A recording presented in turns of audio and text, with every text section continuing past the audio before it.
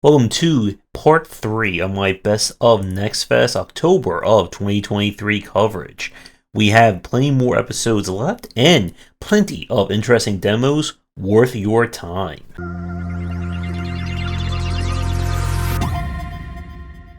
We are starting things off with the affectionately named Cthulhu Must Die.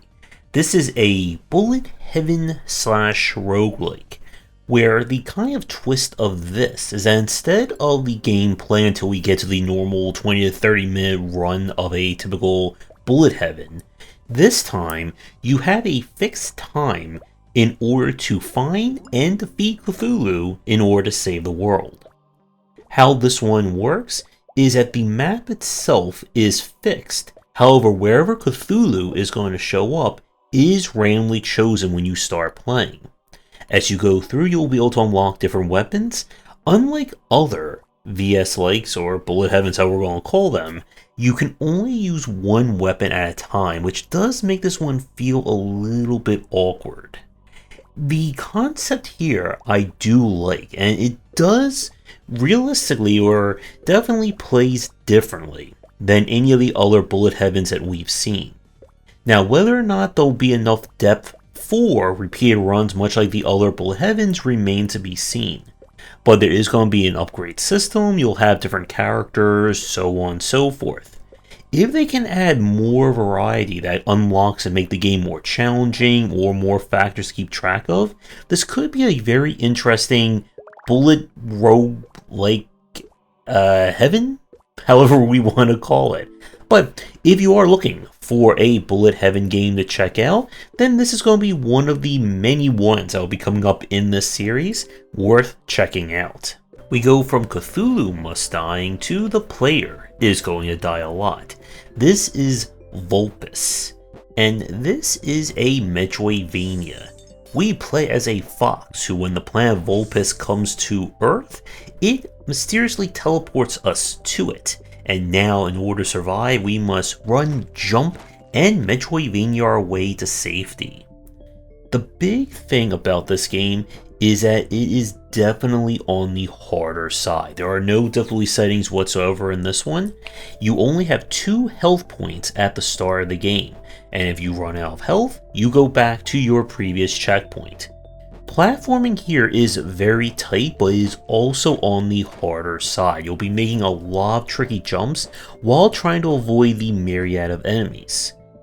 The major issue that I have with the game is that the difficulty feels a little bit imbalanced at the start. You see, part of the problem is that you do not recover health other than at a checkpoint. So that means if you take an unlucky hit halfway to like a major fight or before you get to another checkpoint, you're down to 1 point of health to survive to the end.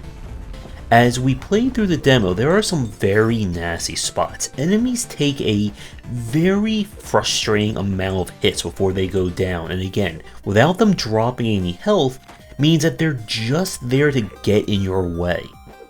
And there is some very solid Metroidvania design here. Again, this is a game where you are going to have to fight for every shortcut, for every upgrade you're going to get, and once you get them, that will improve how you play through it.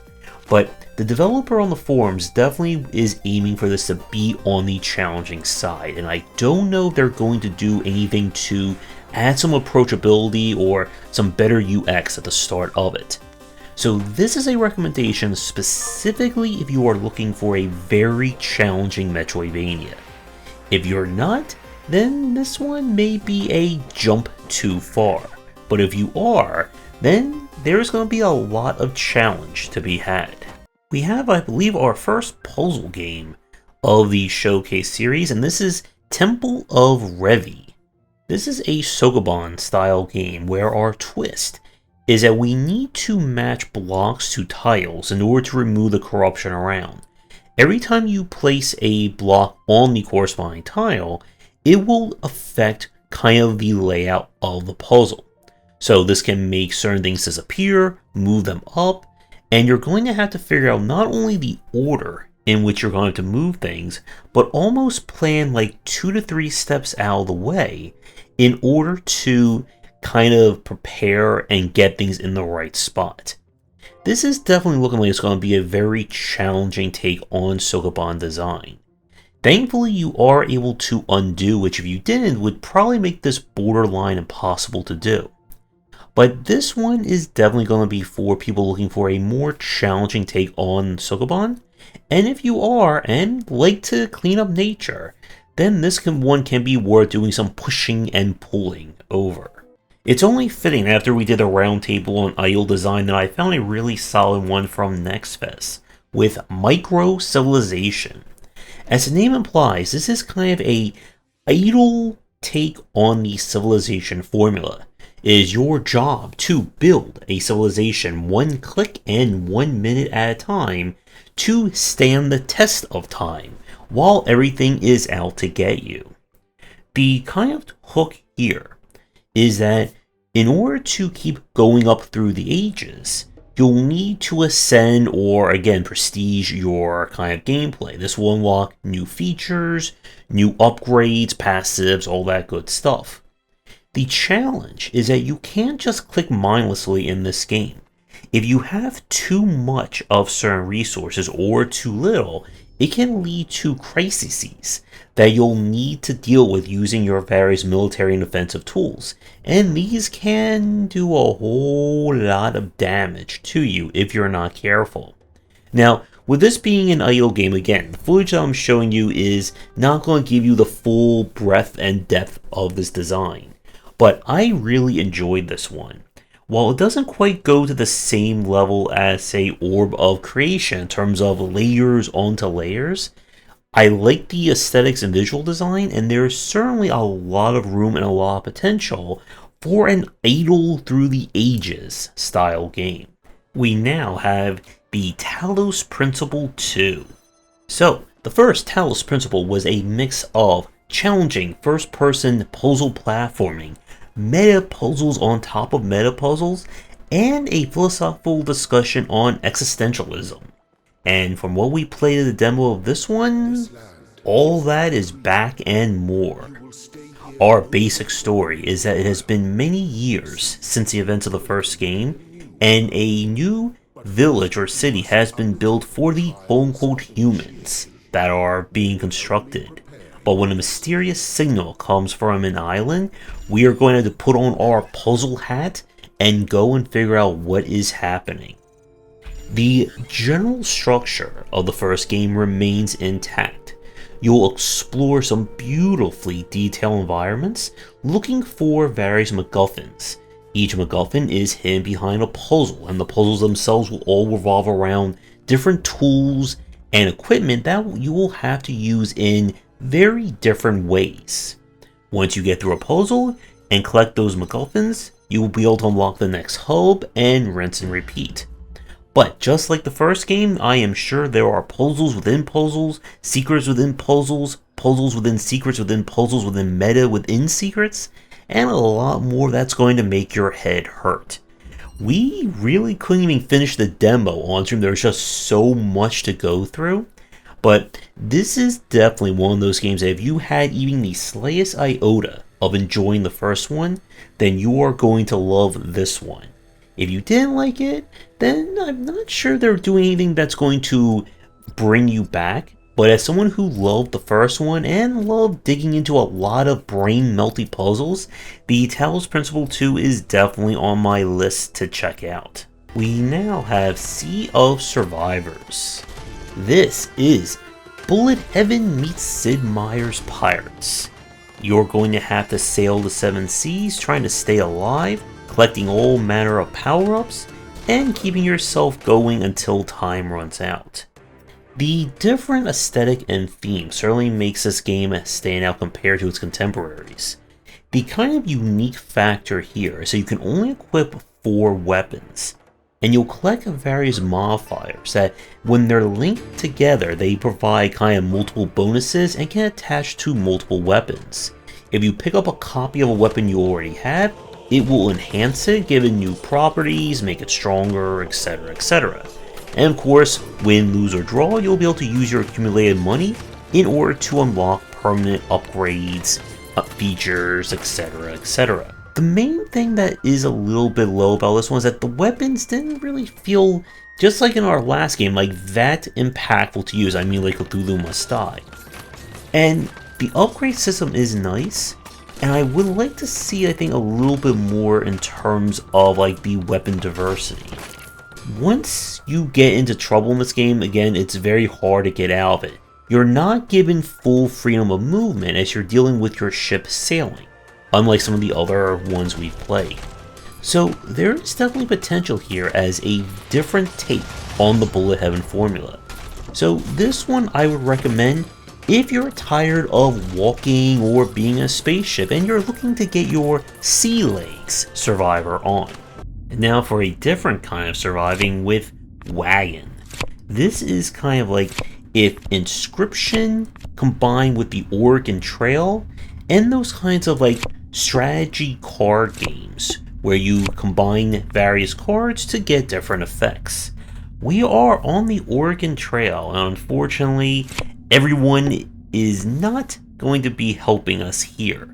Instead, we have a mysterious being who will help us get through it, provided we play a little game.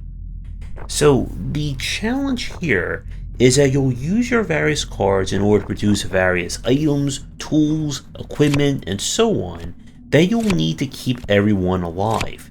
Make it to the end of the challenge and you'll move to kind of the next node on the board. My major issue with this one is that you have the kind of rule book that you see on the right hand side, and that's the only way of knowing which card combinations do what. And it can be very frustrating to not be sure as to why something isn't working or why your people are dying, and you have to keep thumbing through the book in order to figure out what things can be built and where. I would have preferred some kind of tooltip or something to give the player a little bit more idea as to these things can combine, or these things can combine, and so on. And a lot of that is just going to come down to the player going through the game enough times to memorize which cards do what, so they're not constantly looking through the rulebook. But I like the aesthetic of this one, and I'm curious where it will all lead. So if you're looking for a kind of survival horror card game, then this one may be worth giving a little ride on the wagon. We now have Chrysalis. And no, I didn't say Crystalis, very different game. This is a kind of tower defense RPG roguelike. And yes, there are towers in this game, even though they may not look at it from the footage. Your mission is to defend a Chrysalis from some kind of invading demonic force, and you must use the power of nature and animals to do so. There's a lot going on in this game. So you begin as kind of a wisp spirit that can possess a creature. Every creature has its own unique skills, upgrade path, and abilities. As you gain resources, you can use them to upgrade a creature, which in turn will raise its base stats, and then will become like a follower, so you can build your own little animal army. You can also get special tokens from the enemies that you defeat, which you can apply to your critters to give them unique benefits, such as fighting an enemy who likes to set everything on fire, and getting the ability to become, well, fire immune. As you explore the world, you're looking for spores and resources that you can use to upgrade additional characters, and to build your actual towers. The game is built around kind of a wave-based formula. Each level is procedurally generated. Your mission is to go out, collect the resources, stop the kind of enemy spawners before time runs out.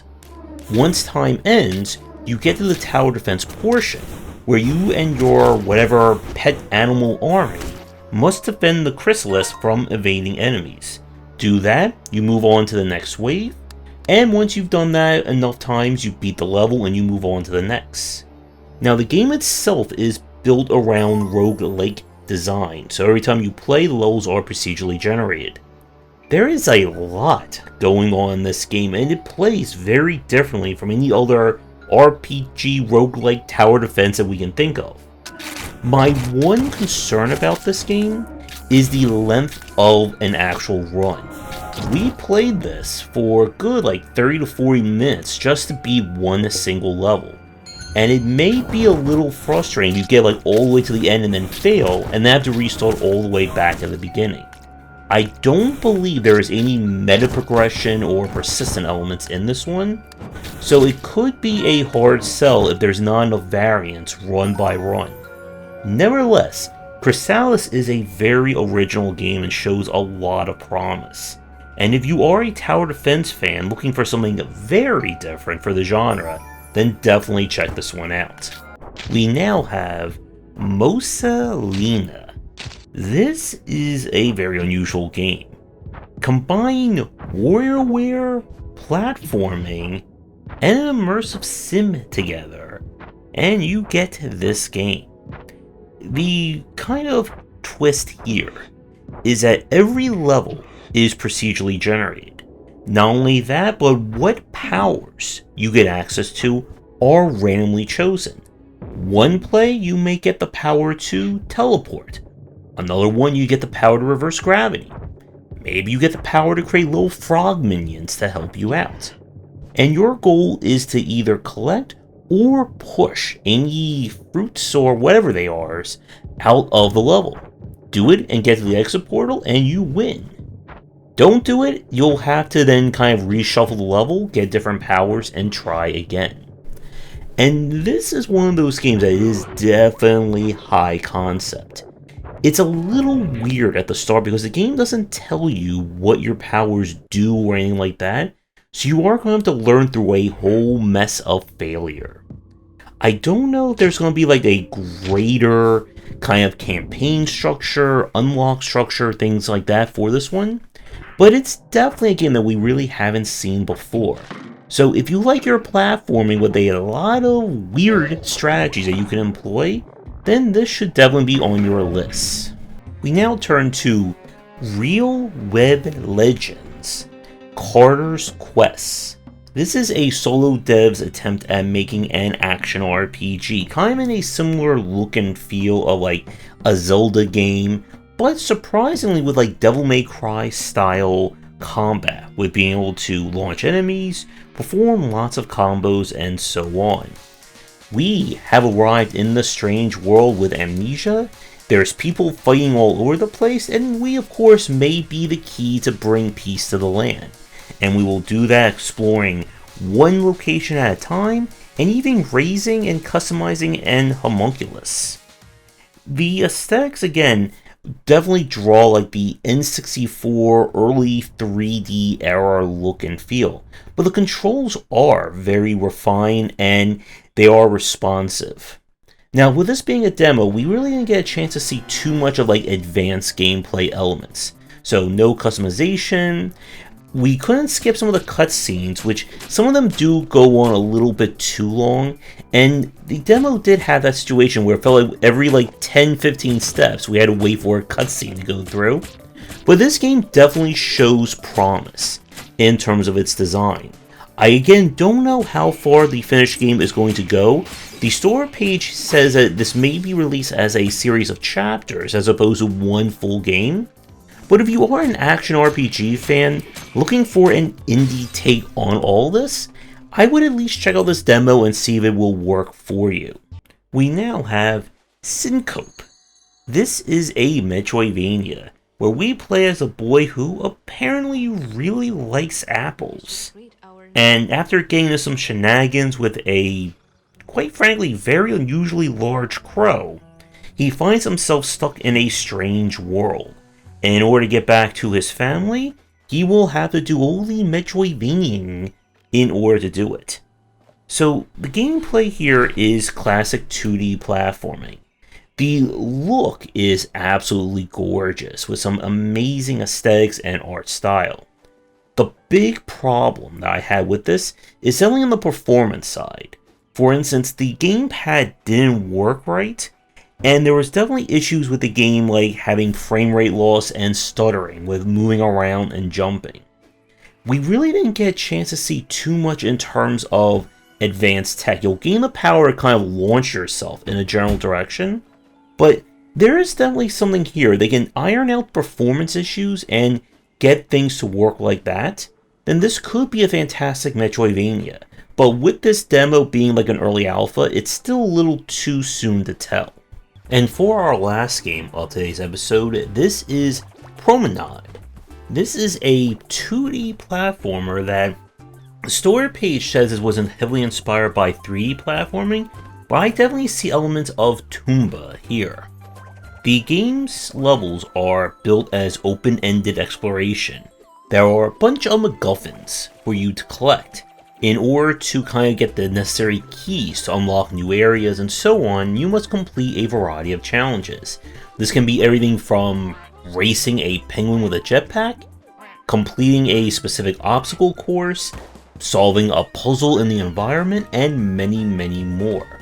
Your little octopus friend can grab enemies, which you can then use to fling, and when you throw an enemy down, it will launch you in the air, giving you a kind of pseudo double jump. The aesthetics and art style are wonderful for this game, and I was really enjoying this one.